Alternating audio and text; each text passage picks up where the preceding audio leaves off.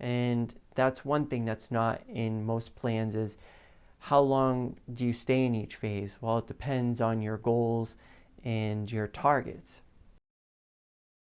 Then you get into the cycles, and this is where most of the plans will start, sort of. Not all of them. Some of them have the whole transition from easy going to harder into the actual portion, or they'll build the entire, um, they'll build, they'll put into the entire plan, because what they try to do is they try to make it shorter so it seems more doable, not too long and not too short, which is okay. It's really okay. It's a smart way of doing it. But for me, I move as quickly as the person moves. So as fast as you need to get through that phase, I will take you through that phase.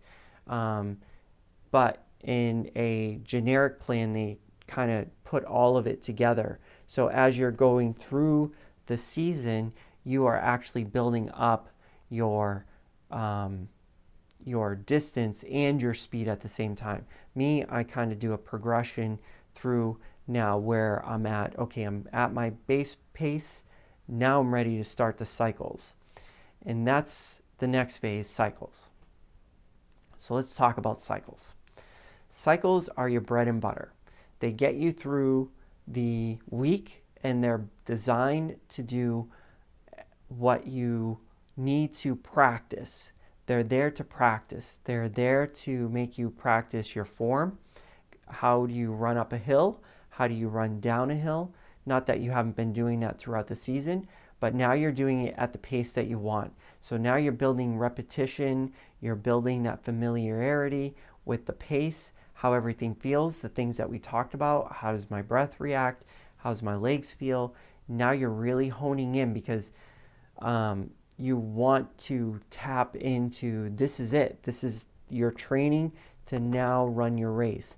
You've got your base there, your time, and you've got your distance. Now you're putting it into function, and you're functioning and doing the things that you need to do to get to your target race, whether it be pace or distance. If it's distance, a little bit different. But if you're looking for pace, I guess that's where this comes into play, because you want to know how your body reacts. So you also want to know what your race is going to be like. If you can possibly do it, you want to mimic the roads and the type of surface area that you're going to be training on. And you want to really focus in on how everything feels. And you're just honing in on your skills, honing in on your pace. What does it mean to your heart rate? Where's your heart rate? You should start seeing things improve as you hold that base times. And you're also starting to do speed workouts at this point. So in the prior phases, you're not doing any speed workouts. You are now in the speed zone. You're doing tempo runs. You're doing track workouts. You're doing, you may still do a few hill workouts. In the base period, there are hill workouts as well. For me, once I start hitting the cycles, I stop doing hill workouts, unless the course that I'm going to be running is hilly, of course. But now I'm just focused on practicing every day, my form, making sure that everything is correct on my form as best as possible, staying injury free, trying to get through that distance and getting the feeling between all my connections. It's like mind, body, spirit, practicing day in, day out, and my body is getting used to the speeds that I need in order for my race. And your body should sort of take a beating through some of the cycle. Then comes the time trial cycle. So there's two parts to a cycle. The first part of the cycle, which is the standard cycle where you're running your basic endurance runs and you're sprinkling in some distance speed workouts. For me, the two speed workouts I like the most are tempo runs and track workouts. Those are my bread and butter. So I do distance running and then two track workouts that I take on the most is the tempo runs and track workouts, and I'll mix those up to, well, at least the track workouts, I'll mix it up to keep it interesting. But yeah, that's pretty much the standard. I have my super long day, sort of like our 15 to 30 minute, our 30-minute day is our super long day compared to the other two. So the other two are more for, not that I'm relaxing because I'm still hitting that base pace that I want, but they're less in mileage. Then when I get to the hard workouts, those are, getting me prepared to turn my legs over, get them faster, and to simulate racing without physically racing. Then for the next cycle, for this video, this next part is cycles based on time trials. So let me skip back for a second. If we're talking cycles that I was just talking about, the standard, it's usually typically 3 weeks. 3 weeks of the standard, and then 1 week of a time trial week. In that time trial week, I'm reducing my mileage, and I'm doing speed workouts, and I'm doing the time trial.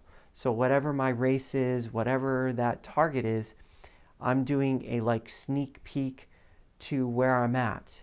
And it kind of all works in harmony. So the 3 standard weeks that we have of distance and tempo and speed workouts, those runs are meant to sort of beat you up, kind of break down the body, because that's what improvement is all about.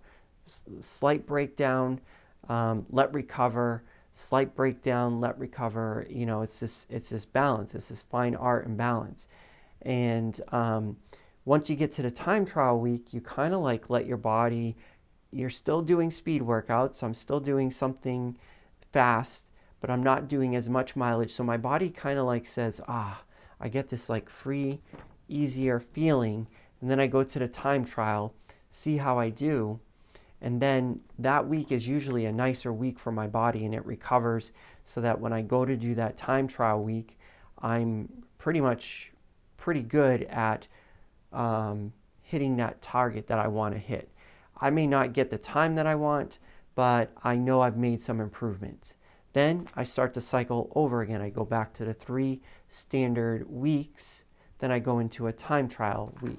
And what that's doing is, if you look at your VO2 max or your heart rates or things like that, you should see your VO2 max go up slightly, slightly, slightly, slightly, slightly. You should just see it going up, ever so slightly, because you are breaking down the body through the 3 standard weeks, then letting it relax, but you're also keeping it like intense because of the time trial. But because of that cycle, you're allowing your body to sort of like fluctuate between hard and easy, or recovery, hard recovery, hard recovery. And you're doing that within the cycle week, standard week, plus doing a sort of step back. If you were to look at the time trial versus the other weeks, you'll see that you kind of break down, get better, break down, get better, break down, recover, break down, recover. So the cycles. Then eventually you get to the second to last, which is your taper.